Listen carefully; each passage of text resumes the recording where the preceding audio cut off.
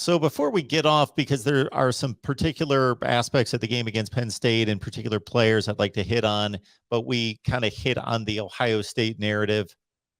To me, there's a difference in the seat. So regardless of how well they play against Ohio State, it can't be year fill in the blank, whatever, year 6, 7, 8, 9, whatever year that's okay. That's enough. It doesn't matter if you lose them all by 1 point. You got to win that game, whatever year that is, if it's this year or next year, for the powers that be, or for that individual fan out there that just says, I've had enough. But there is a difference between if they lose that game and it's 31-28 and it's a Michigan State game type game, and it's like, okay, this was a toss-up. Right. We can't tell who the better team was, versus, okay, there's still that much gap between these two programs.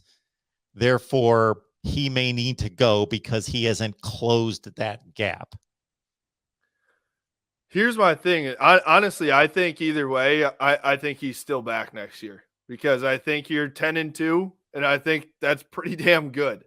Yeah. You know, I think that it's, unfortunately, yes, people, and myself included, you're going to get a lot of crap for those 2 losses being against your rivals. And that's been the narrative all along anyways. But I think he's back anyway, because you go 7-0 to start it. You know, you can point to the officiating in the Michigan State game. And then, you know, you can say, I don't know. It's I whether I agree with that or not, that's what I think is going to happen. Because I think that in college football these days too, you do see a lot of people leave their guy. Look at Nebraska.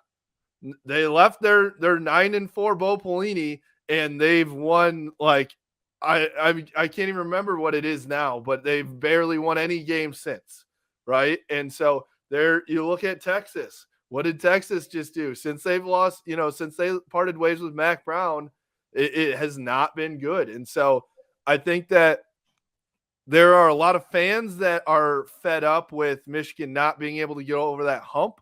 But I think that from an administration level, they see, hey, 10-2, and if you can get to 11-2 with a bowl win, there are just a handful of teams out there that get to that every single year, right? And so, you know, you hope that the 2 losses are not to your rivals in the future, but I think they're going to say, wow, that's really something to build on. You've got the entire offense coming back, essentially. You know, maybe you lose Hutchinson and Ajabo probably on the defensive side, but I think they've got something to build on. Now, the Ohio State thing specifically, though, I think that's going to be where it gets really hairy, because at what point does that Ohio State game weigh heavier than the rest of the 11 games on the schedule? You know, or what does that Ohio State game equal to?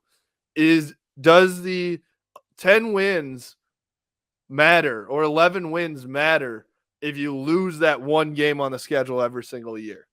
Or is it just like, all right, you know, those 10 wins, it might as well be 6 if you're going to lose that game anyway, right? There it is. There it is.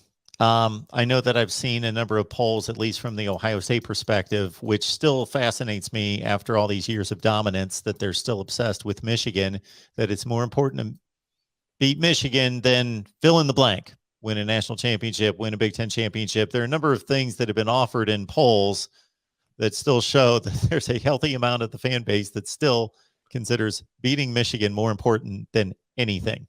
Yep.